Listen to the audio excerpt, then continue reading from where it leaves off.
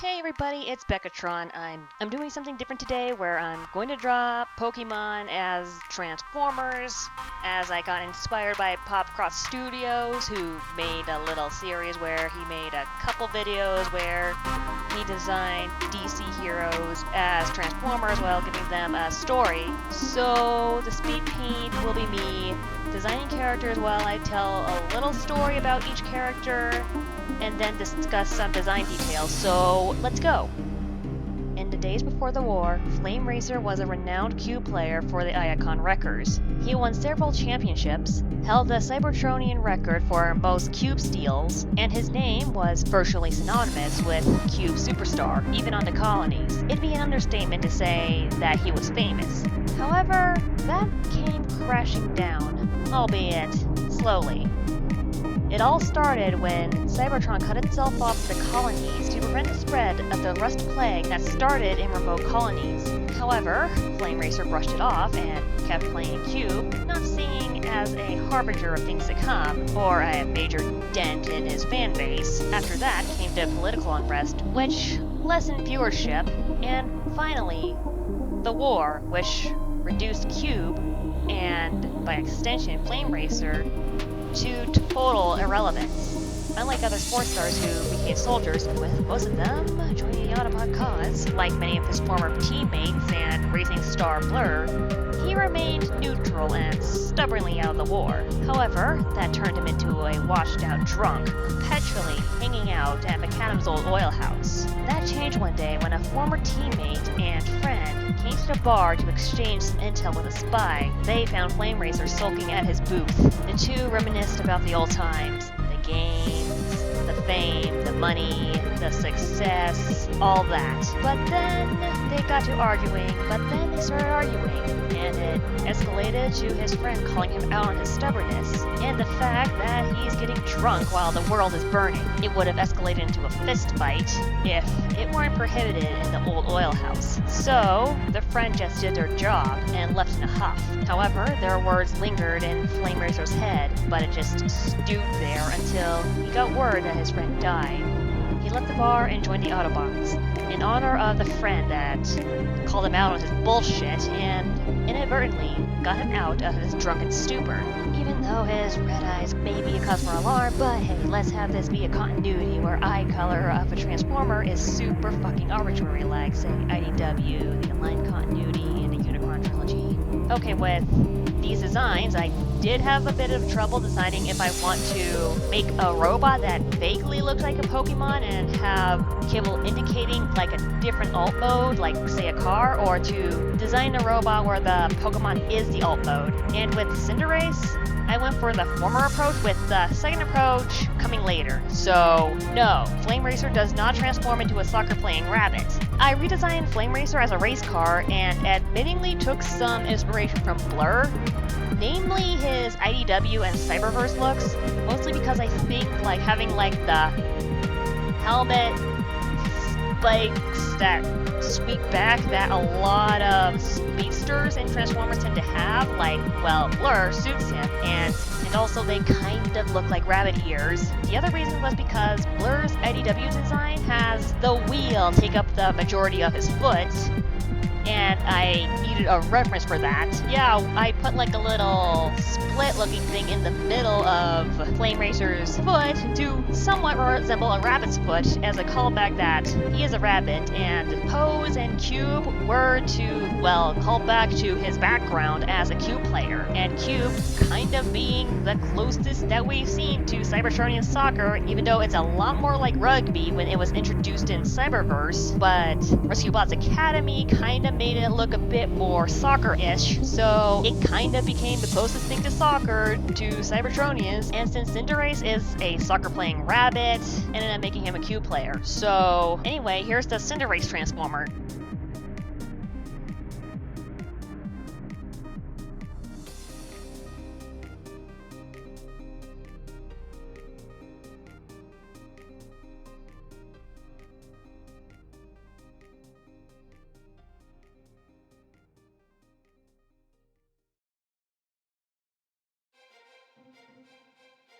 Camo Eye is the best sniper that the Decepticons have. Kind of. Okay, it'd be more accurate to say that he's the Decepticon's best sniper rifle. Yes, he's the gun that snipers would use. However, he was used by some good snipers, which gave him the reputation as the Decepticon's best sniper rifle. Camo Eye is an earlier member of the Decepticons, joining when Starscream managed to have much of the military cast, which included a lot of Seekers and weapon formers like him to join the cause, despite the fact that he was an early member among the many Decepticons. He doesn't have many friends, if any, within the ranks. You see, while Camo Eye does have a reputation, he also has an unbearably huge ego. Like, if Megatron praises him for something mundane, he will let you know, and will not shut up about it, and he'll just keep talking about it, over-exaggerating his contributions now to let him getting praise over a minor thing. He tries to use this to come up as super suave to seduce some companions, but it never ever works because most Decepticons would prefer if you have an ego that's far smaller than Starscream's. So unless they need to use him, or, God forbid, he approached them, most Decepticons would rather stay away from him and use an inanimate gun because those don't brag about their accomplishments. However, unknown to his Decepticon compatriots, he is the Autobot spy, Agent Intel. Fantastic name, I know. The only Autobots that would know about Agent Intel are the higher-ups, but they only know he's Camo Eye and the information he provides. They don't know whether or not he's actually an egotistical jackass, or if it's all a front, or if there was a point where he was loyal to the Decepticons and Megatron. Regardless, he better be careful lest he end up lobotomized to stay in his alt mode and left for dead, much like the spy planted in the Decepticon Justice Division. Yeah, I wanted to design Intelion as a sniper rifle because Intelion's a spy, and with a Gigantamax form with its tail being its sniper's nest, and because it's a very skinny Pokemon and I wanted to give it a very skinny alt mode, and a sniper rifle is a pretty skinny thing, so I went with that. I ended up basing Intelion's design off of Voss from the IDW comics because, more or less, the only one that turns into a sniper rifle. The reason why I say more or less is because I don't count Megatron as turning into a sniper rifle. The base toy is a handgun. It has some add-ons that would make him look more like a sniper rifle, but those are add-ons to the toy, but those add-ons aren't part of like the original animation design. They, much like Optimus's trailer, kind of appear and disappear at will, and the design is a lot more evocative of the handgun than it is a rifle, if that makes any sense. Anyway, yeah, kind of due to the lack of references that I can pull for a sniper rifle character and Intelion's actually rather bright color palette, he ended up being the hardest to pull off, and yeah, I wound up adding a texture over him, which I didn't do for anyone else in this series, primarily to desaturate and darken Intelion's color palette, and because of all that, I found him difficult to design, and unfortunately, I don't think I did a very good job with him, and he kind of became my least favorite of the set. Anyway, here's the Intelion Transformer.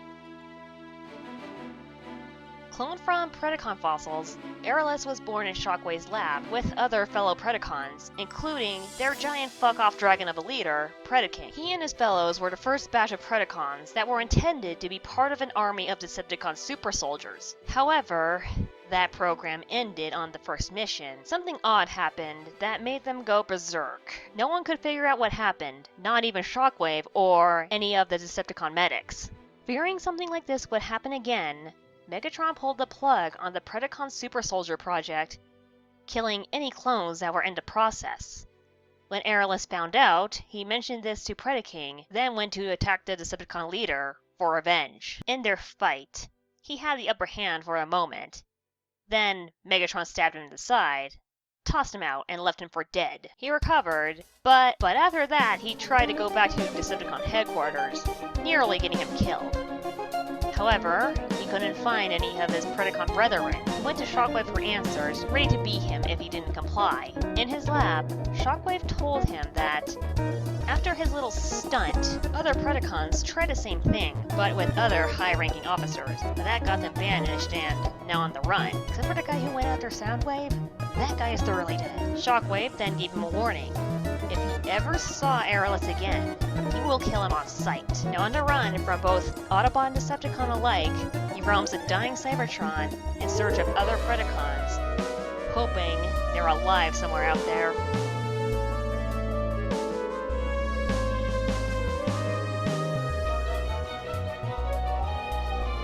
Yeah, remember when I mentioned a second approach of Pokemon Transformers that turn into the Pokemon as the alt mode? Yeah. This is one of them. And I imagine in the lore that they're like Prime-style Predacons, in which they were native life forms to Cybertron that went extinct, and they were cloned from fossils into living beings by Shockwave. Because, of course, it's Shockwave. And the fact that Predaking in here is an individual rather than a combination of 5 bots. So yeah, I made Aerodactyl into one of these Transformers, and yeah, if you think about it, Prime Predacons are kind of similar to fossil Pokemon in that they were a fossil of an old as fuck creature that was resurrected in some way. So, as for the design, yeah, the wings on his back are straight up based off of Predaking's back wings when he's in robot mode. As for the legs, I was looking at bots like Prime Skylings and decided to give him like an extra knee?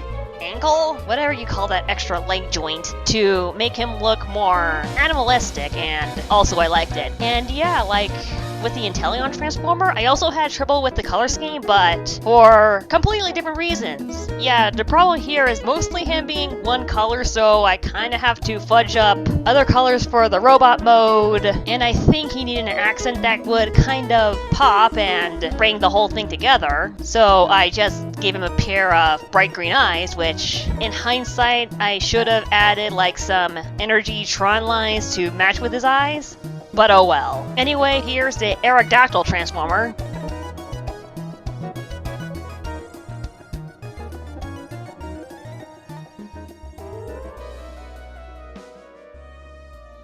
Like Aerodactyl, Sicklehelm was also cloned from Predacon fossils. However, that's where the similarities concerning their circumstances of creation end. You see, for starters, he wasn't made on Cybertron. Eons ago, his and another's fossils were dumped on a distant planet, the weirdly Earth-like planet of Pokemon. Perhaps some Ultra Beast somehow dragged those fossils along and dropped them there. Regardless, time passed and some humans discovered their fossils, mistaking them as large versions of the Dome and Helix fossil. They brought them to scientists that specialize in bringing fossils back to life. However, instead of Kabuto and Ammonite, or their evolved forms, they got Sicklehelm and the other one. The two started a media sensation because, what? 2 giant fuck-off robots somehow got resurrected from fossils instead of your typical Pokemon? That's bound to grab attention from the press. However, because they weren't Pokemon, but giant robots,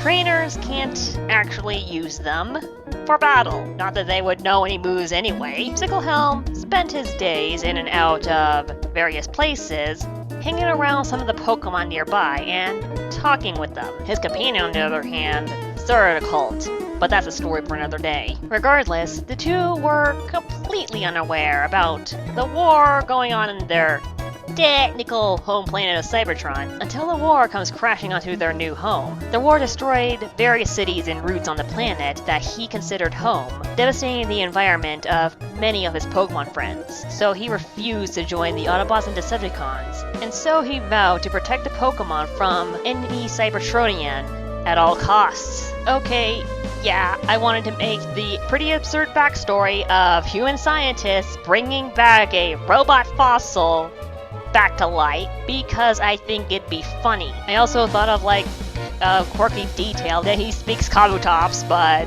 that while the scientist would like ask him about like what the Pokemon are saying, he would look like a jackass saying Kabutops to other Transformers. So yeah, Sicklehelm actually was strangely easy to design. Maybe it's because of how many Transformers with beast modes are designed, where they have like the face of the animal they transform into on their chest, and you can kind of go off from there. Anyway, it was like so easy that I'm actually like very suspicious about it. Anyway, with his color scheme, I decided to add in yellow, primarily for the eyes, any of like the energy Tron lines that run over him, for the same reason I discussed with Aerodactyl, as yeah, Kabutops has a fairly monotonous color scheme, and I wanted to add in like some variation slash something that stands out, yet something that doesn't clash too horribly and brings the whole thing together, if that makes any sense. And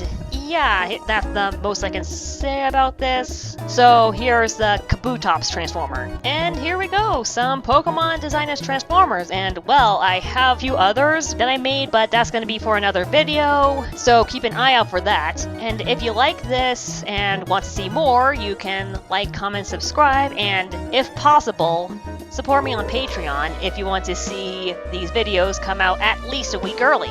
See ya!